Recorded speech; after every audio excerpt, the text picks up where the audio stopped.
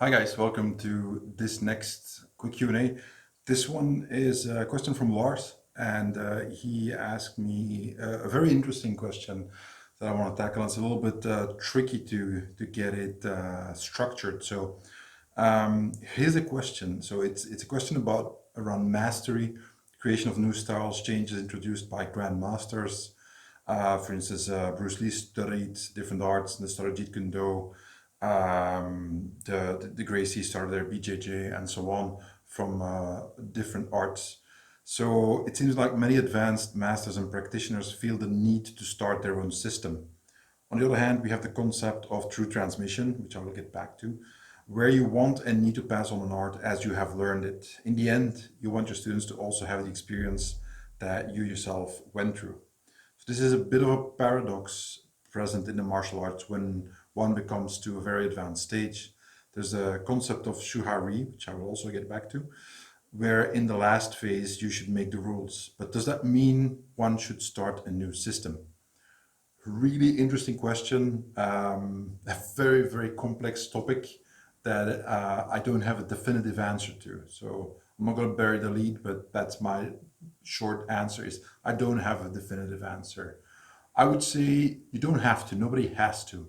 I don't think there's anything wrong with just passing on what you learned as such and not feeling the need to change it. So for me, that's perfectly fine if that's what you do and you don't feel that you either have to change it or maybe you don't feel qualified to change it because of circumstances and so on. So I think that is perfectly acceptable. However, if you do want to change the system, it becomes complicated.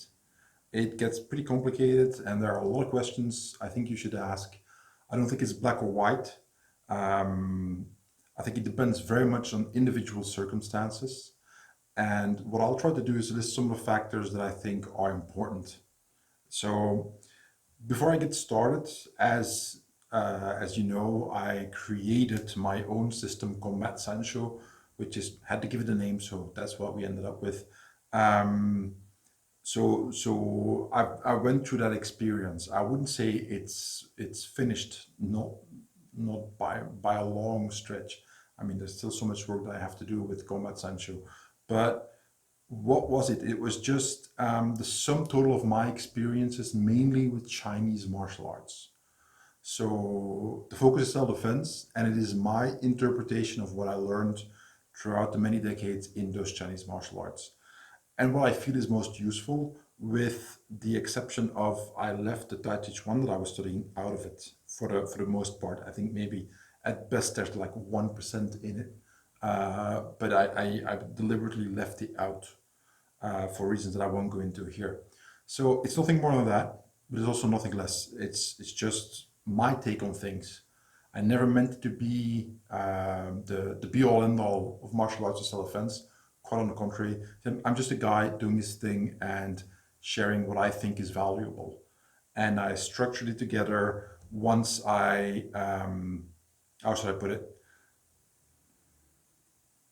If I look at everything that I've learned in the Chinese martial arts throughout my life, again, accepting the Chinese, the Tai Chi Chuan, um, what if I could restructure that any way I liked and not have to follow the structures from those specific systems? What if I could reorganize it in any way I saw fit with my perspective, with my specific goals and the input that I wanted to have in there on how it was supposed to work, what is important, how do you teach it, and so on. That was what I tried to do there. And that's pretty much it. As I said, it's still evolving, so there's more videos and information and content to come. When it comes to Combat Sancho, it's one of the things I work on for years. It's not because I don't bring out a new video that I'm not working on it. It's just that I believe that process takes time, so that when I do release a video, that it can be, so to say, canonical in the sense that I'm comfortable sharing this with everybody else and say like, right, this is where we stand right now. So I don't have to backtrack every month or two and say like, oh, well, I changed it again, and this because I don't really like how this works, so I changed it again, and then in the end, everybody's going to think like, okay, what the hell is this kind of thing? it keeps on changing, and he keeps on saying like, no, well, that's not really what it's like. So before I release videos, I want to do a lot of work, and then when I release them, um, that I'm comfortable with sharing what I share, as opposed to not being in that position. So, so I only share that because inevitably somebody's going to mention it, my combat system. So that was my goal. That was what I wanted to do. So leaving that aside, it's often said change is the only constant in life, and I think it is true when it comes to violence, martial arts, and self-defense. Um, these systems are always changing, and they always have, and it's you don't have to think too hard about it. You just look at history. There's plenty of sources that you can go to that confirm that. But it always changes because societies and mankind is always in evolution. So why wouldn't that change? Everything changes the whole time. I was just listening to this podcast about history, and the whole thing was about how wood and charcoal was used as fuel in the 17th century, and it was really important, and a lot of issues arose from that. Gets to be very complex, but there was this hilarious story that the historian talked about, where there was one lord in England had the rights to decide what happened to a specific forest. There were two others who wanted to do their thing in that, and some wanted to use it as pasture to let I think it was sheep and goats in. But sheep and goats were looked at as destroyers of woods. So the lord who owned that forest said, no, I don't want that.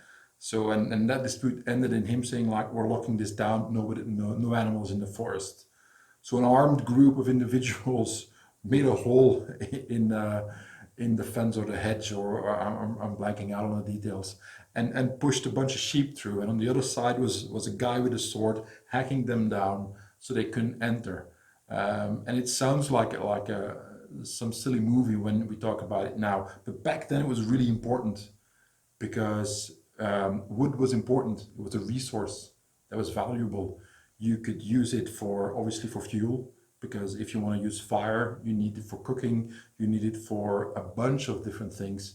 Wood was important. It's a finite resource. You can't just chop a whole forest down and it's gone. So it was very important. Shipyards needed lumber, and they sometimes needed very specific lumber that they needed to make a certain kind of ships depending on size and so on. So there were actually guys walking around looking at trees and looking to find the right tree, that the right shape for that specific ship that they wanted to make. And then he needed to have the right to chop down that tree and use the lumber. What if it was owned by somebody else, and so on? So it gets really complicated. Here's my point. Right now, nobody cares. Nobody cares anymore. A forest is a forest, that's pretty much it. Because we have moved beyond that stage in evolution of society. We don't need wood as much anymore as fuel. Here's a funny part: charcoal was used a lot back then in the 17th century because it was an important way of maximizing the result, the yield basically of how much fire could you get out of a specific amount of wood. And at the same time, you could for a forge, you could use charcoal much better than just simply wood. So it was seen as more sustainable as wood. How funny is that? When we watch that through our lens here in 2019, so we look back at that kind of thing and like, what, charcoal sustainable? Really? Well, back then it was different. So that's my point. So we now are driving electric cars and et cetera, et cetera. So we look at sustainability in a completely different way. So that's just an illustration of how change is always constant. It always happens, whether you want to or not. So I'll go a little bit over change when it comes to violence and martial arts and so on. So when you look at Renaissance Italy, that was one of the times in the West where we saw the rise of professional soldiers, which wasn't a given. Standing armed armies was not standard. They would be in battles all over the place, and they would try out new techniques, new tactics, new weapons, and so on. And they would get back to each other and share the information of using those things and the experience they built up, and then share it, and the other parts of those armies would try that out. So there was this cross pollination of different tactics, strategies, and so on. So it changed. These are professional, these are violence professionals. Violence was their trade, and they were changing constantly. I'm not saying overnight, but it was a process that continued to work throughout time. So it was built into the way that they would train and fight. Modern military is always changing. Techniques and tactics, as well as weapons, they change constantly due to technology. When we look at the kind of technology that we have nowadays in modern militaries compared to the Second World War, for instance, which is 70 plus years ago, it's a huge difference. Um, we You could be in, let's say, in the Gulf War right now, in Iraq right now, and fire off your AK-47, and there's technology that can actually track the sound where you're shooting from and triangulate, and a few seconds later you've got basically a missile exploding on top of your head. That kind of technology wasn't available 30, 40 years ago, so it couldn't be used, but it changes how you fight nowadays. So that's one thing. ISIS and drone attacks. They developed a few years ago very rudimentary drone attacks where there's literally a drone that had sort of a grenade or an explosive device attached to it, and they would try to drop it on soldiers. Well, that changes things. You have to look at the skies in a different way now. Um, ISIS hostage situations changed after the Paris attacks, the Bataclan attacks. Um, Long story short, what happened is that there was the Paris attacks, and law enforcement thought that they were in a typical hostage situation, which usually means that you try to secure a perimeter and you start negotiations and so on. Well, the ISIS terrorists used up that time to slaughter the people inside. So they massacred them, and I read reports that they're available online if you look for it. You need to speak French to find to know what's in there, but you can find a fair bit amount of information about that. They slaughtered people in the most horrendous fashion. This changed the way that law enforcement now acts when it comes to these kind of hostage situations. I'm not speaking out of turn here. This is if you look for it, it's public knowledge. You see how everybody how violence professionals adapt to the tactics of the enemies as they change. One of the things we've noticed also is secondary and tertiary explosions. What terrorists tend to do now, there's an explosion and there's a secondary explosion, and very often also a third one, so that they try to funnel the people who flee in one direction where there's going to be a next explosion and so on. So it gets to be complicated. My whole point is that the people who have to face the enemy, they change their tactics and the way they fight constantly. Uh, an example closer to martial arts, Bruce Lee. So I mentioned this before. There was an interview with Dan Santo, one of his Bruce Lee students. It's fair few years ago already, and he was asked, why are there so many defenses against the sidekick in Jeet Kune Do? And he answered that back in the day when Bruce Lee developed the style, that was pretty much what everybody was doing. Everybody was throwing sidekicks. So there was a need for a lot of defenses against that. Whereas nowadays, that's less of an issue. We had the advent of Muay Thai, which gave a tremendous amount of importance to the roundhouse kick or the round kick, the way that they use it. Um, and the sidekick kind of lost a lot of importance for many people. It became less dominant in the martial arts. So things changed, and I'm convinced that if Bruce Lee were alive today, Jeet Kune Do would look nothing like what it looks where he left it. Unfortunately, when he passed away. Another example in the Tai Chi Chuan style that I do, there's a technique called draw the bow to shoot the tiger, and it's a defense against what is supposedly a typical hard style attack back in the day, which is double palm strike, a high and low attack. And again, I've mentioned this before, but I think it's a great example of what we're talking about here. I've never ever seen anybody throw that kind of technique. I don't know, and I asked many people if they've ever seen that. Seen in China, seen somebody do that. Nope, nobody knows. So maybe that one point in time that was actually quite common, not so much anymore. So what do we do with the technique? Do we abandon it? Do we throw it out of the system? Do we leave that out? How does that change anything?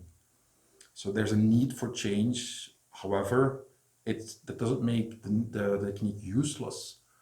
We can do different things with that, which is beyond the scope of this video. Um, and another point: mixed martial art is now the dominant combat sport for the large majority of, let's say, from teenagers to 20s and maybe a little bit older than that. So these are people who grew up with MMA as kind of what is fighting like. Well, they look at mixed martial arts.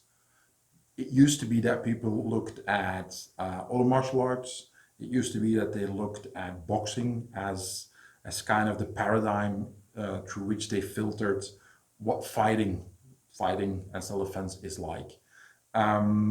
And given the rise of the UFC mostly, but MMA in general, you can see more and more people who are trained in it as children who start at a very young age doing adapted versions of MMA, but that's what they think martial arts and fighting is all about. The specific way of fighting that mixed martial artists use. So that means for if you practice traditional martial arts, you're going to have to adapt to that. Because what you will encounter, for instance, a lot more is people who go for takedowns right from the get-go, whether it's from a clinch or they shoot in straight and they go to for a takedown and do ground and pound.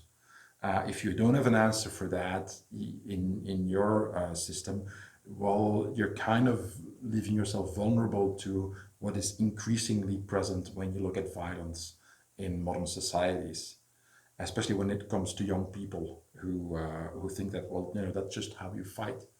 Um, I'm not saying this is good or bad. I'm just saying it is. It happens. I've seen more and more videos the last few years of that kind of thing happening when again, specifically young men fight, that somebody just shoots for a takedown and they go into ground and pound. And it's not always technical, it's not always as pretty or as good as you see in a UFC match, but it's clearly what they're doing. So you need to adapt, you need to change. So my whole point is that change is inevitable. Uh, but it needs to be driven from a need to change. There needs to be a distinct need to change, like I just mentioned, the rise of MMA in the public consciousness. It shouldn't be change for change's sake. That is something that I disagree with. So that's a bunch of examples to kind of set the scene. Um, a couple of things that I have to mention as well. So in Lars, he mentions shuhari, which is kind of a Japanese way of looking at it. Um, Oversimplifying things a little bit, it starts with first you have to copy the movements, just learn it the way your teacher showed this to you. Then you kind of have to break free from tradition, and eventually you transcend and pretty much make it your own. So that is a model that is used in Japanese martial arts. I don't practice Japanese martial arts, so I'm not going to talk all that much about it. However, there is something similar in Chinese martial arts, and in particular the Tai Chi that I practice. It's called Zhen Chuan, which is, you can translate to true transmission. True transmission. So what that means is that Zenren is a person who transformed himself. So that is what you need to be before you can transmit the art to somebody else, which has a bunch of connotations. So it means that you have to transform yourself through the training into something new. And then you can pass that on correctly to the next generation, other students, and so on. So the idea is that you pass on knowledge so it isn't lost. But first, you have to transform yourself. I have a quote I like to use. It's an old movie from the 80s called By the Sword. And it's about fencing, amongst other things. Eric Roberts, a very young Eric Roberts stars in that. It's a fun movie. I really like it a lot. Typically 80s, but that's something else. And there's this instance in which he is an Olympic medalist, fencer, champion, the best ever, and so on. And this bizarre looking man comes to to his school, and he says, "I want to be a teacher." And he throws him a foil, I think it was, and he asks them to go through a couple of basic motions, which the man is doing in a very clumsy manner. And then he says, "One must learn before one teaches." And he says, "But you can be a janitor if you like." So anyway, watch the movie. It's a great example. I think that is the key.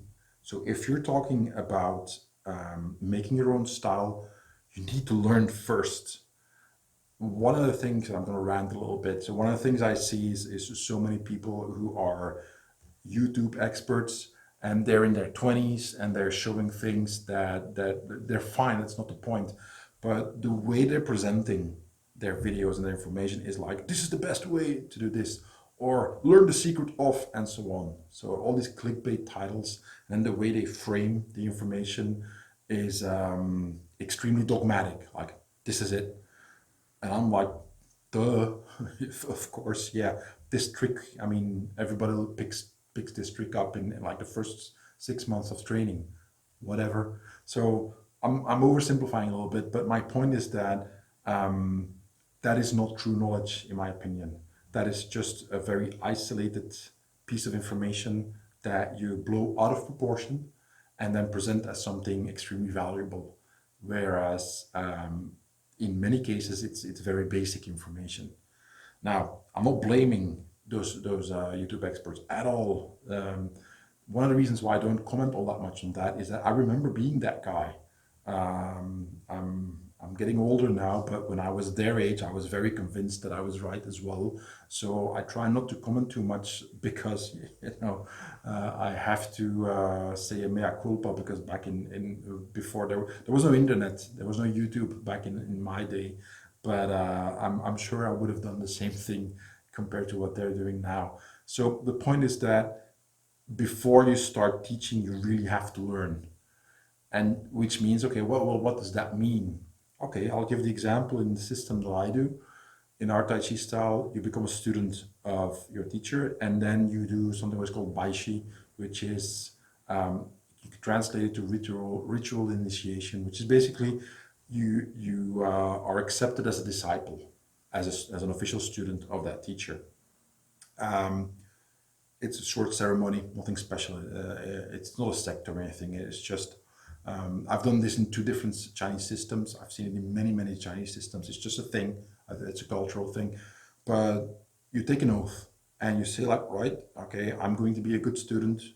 I'm not going to be a bad guy. I'm not going to be a criminal. I'm not going to use this to beat people up, and a bunch of things that you promise to your teacher. And your teacher in return promises to teach you correctly. Um, and then you are what we call inside the door. So you're a menren, so you're a door person. You are inside the door. Before that, you were outside the door. You were not. A, I hesitate to say fully a student, because that sounds really negative when it isn't. But there's a difference between before you do Baishi and after. There's like I said, there's an oath. You promise to do certain things, and your teacher does the same thing to you. So it's kind of like a relationship where you choose to trust each other, um, and then the instruction starts. It already begun, but it goes to normally to the next level, so to speak. Now, that is a part of what I mentioned before, true transmission. Because one of the keys of true transmission of Zentron is that you need instruction from a teacher. You have to learn it. You can learn everything from a book or a video if you start from scratch. Now, if you have an existing knowledge base, then I think you can actually learn from videos and so on. If you already practice, you can extrapolate the information that you find in books and videos and learn from there. If you have to start from scratch, I wouldn't say it's impossible, but it's very difficult. So the point is that you start on this path with your teacher, and then you have to learn for a long time. And that brings us to another aspect. 10 years is nothing in the martial arts. I don't think that's a very long time to practice anything, and that includes martial arts. And there's a qualitative difference between doing 10 years of, let's say, two training sessions of an hour and a half a week, maybe three even. There's a difference between those 10 years and somebody who trains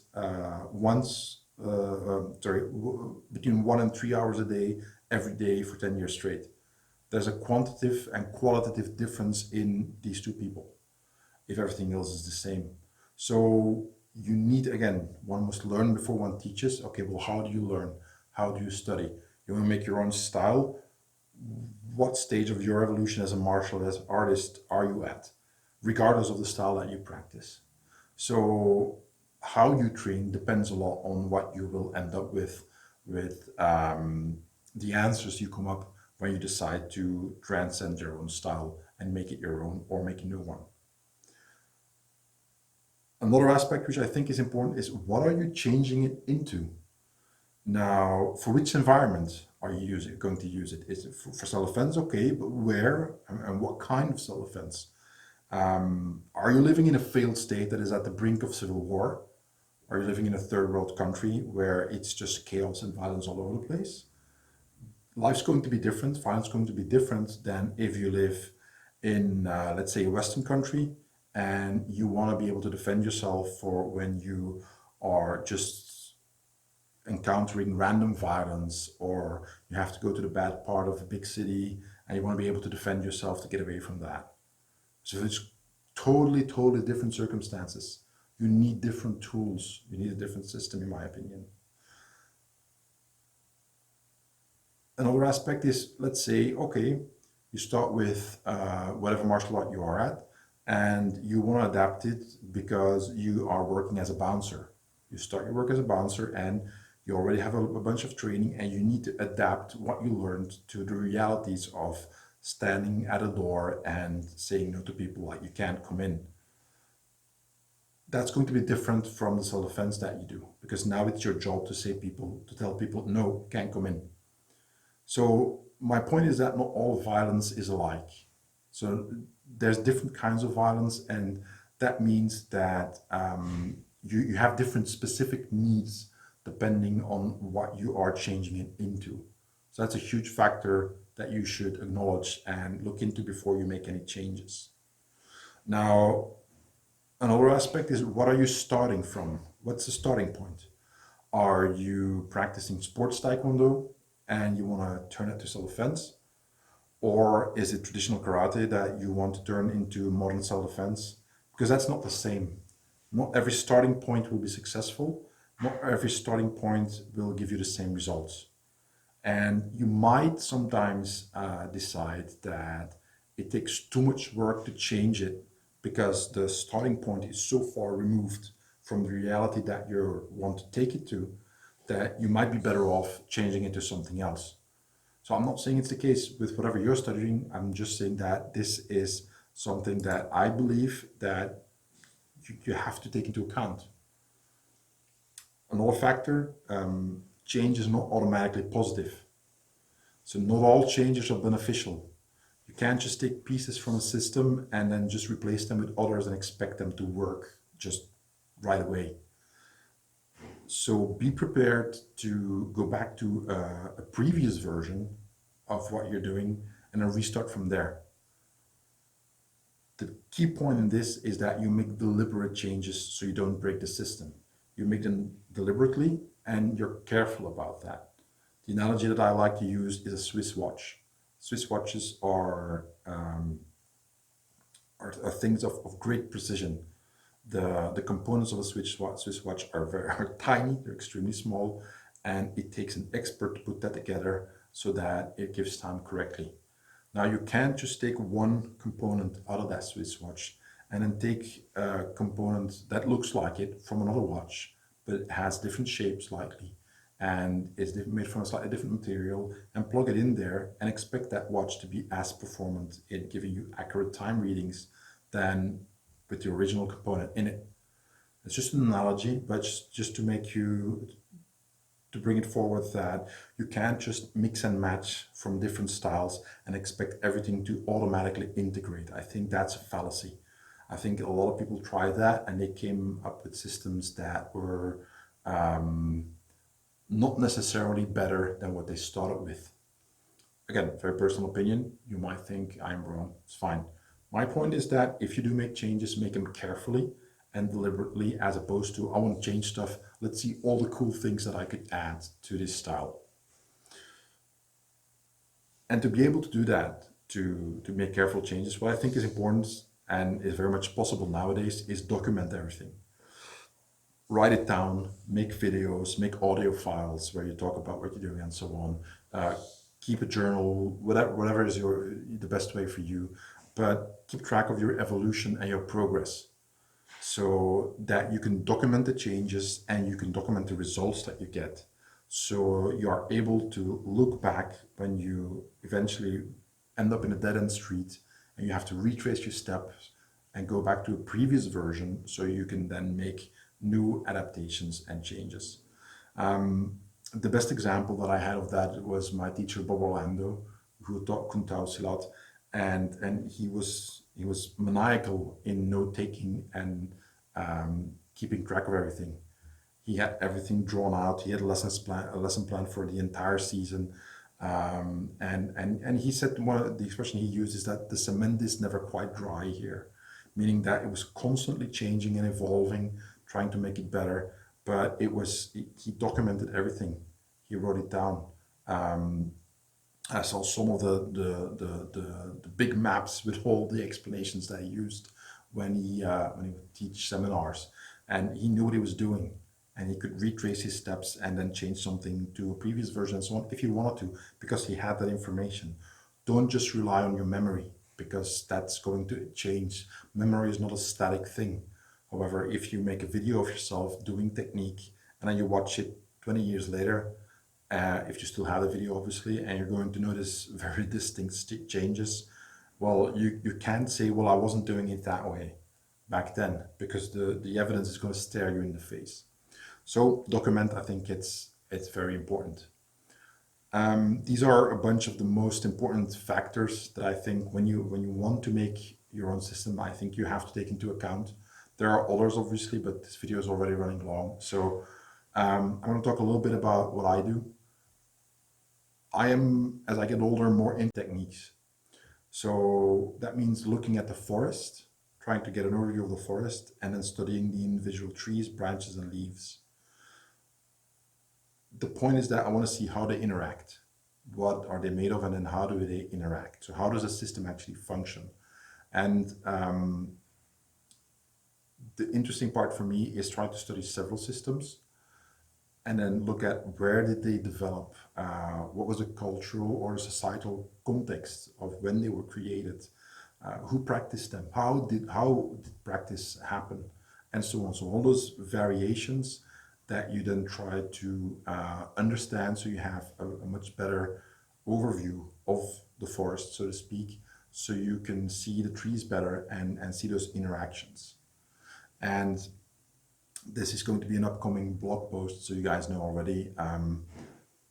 The concept that I like to use is emergent dynamic systems, and that is, in a simplified explanation, is that you see stuff happening in the world and you can create a system afterwards. So you see that, well, this is a result that we had. What were the causes? Which factors were involved? So you can see that there are a bunch of factors that create a specific results. Now, it is a dynamic system because the way those factors interact differently with each other will yield different results. But it is emergent because you can see it afterwards. Afterwards, when you get the result, then you can see how it happened. But you don't know it beforehand because you don't know the entire system. An interesting example would be the climate. It's a big topic, but we still don't know everything about it because it's too big. No matter what anybody says right now, the computer models aren't able to perfectly predict climate and even weather is going to be tricky sometimes, because there's too much information, too many factors that we cannot fully take into account. So we can say it afterwards. Well, this is where that storm originated in that part of the ocean, and that's what created that hurricane. Okay, fine, but that's after the fact, not beforehand. So my point is that if you look at violence as an emergent dynamic system, your way of thinking changes.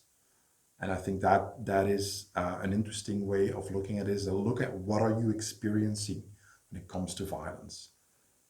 What is in your life, or where you live, in your environment? What's violence? What is violence like? What are the factors that are involved? And then you look at whatever martial art that you're practicing, and take that into account, how you can evolve that martial art to track with the violence that you experience or see around you. So I think that would be the final the final goal, and that's what I'm mostly interested in. My personal, um, I'm not going to call it mission because that sounds really really funky, but what I'm trying to do for the Tai Chi Chuan style that I practice is creating a teaching structure. Not to change the style, but to figure out what is the best way that I think you can teach it, or what is a very effective way of teaching it. Not necessarily the best, but effective way of teaching it. Meaning, in which order do you teach certain things? What do you teach first? What do you teach next? And so on. What is the best way to correct students at various stages in their progress? How many levels of skill are there? And how do you define these levels? And what are the parameters for progress from one level to the next, and so on? So a lot of things that hopefully we'll see how things go, but hopefully I can come up with something that is not written in stone, but that is just my experience as a teacher and as a martial artist and self-defense practitioner for this specific style, that I can then create a useful tool for other students and teachers that come after me, and that helps them in their training. If I succeed, I will leave behind more than was there when I started training. And then I've done what is expected of me, given the oath that I took during Baishi, during the initial radiation um, that I mentioned before. So that is my goal. Up to you. Um, I'm now well past 30 years of training, and goals change as you get older. So I have less and less time in my life. So I have to pick specific goals that I think are worthwhile. That's one of them for me that I think is worth investing time and effort in. If you want to create your own style, think about all the things that I mentioned before, and maybe take that into account. And I'm sure that once you start thinking about it, you'll discover a bunch of other factors that change things for you and that you want to include in the equation before you set out on that journey of creating your own style. Anyway, that's it. This is by far not the end of the discussion on this topic. This is just my initial thoughts that I want to share with Lars and obviously everybody else. Again, as always, like, share, subscribe. If you want to help out, I appreciate it by doing just that. Just share this video. Leave a comment if you like, and also go to patreon.com/Wim Demeere, my name. You can support the work that I do there, and also get access to a bunch more stuff. Anyway, that's it from me, guys. Hope you enjoyed it. Talk to you next time. Bye bye.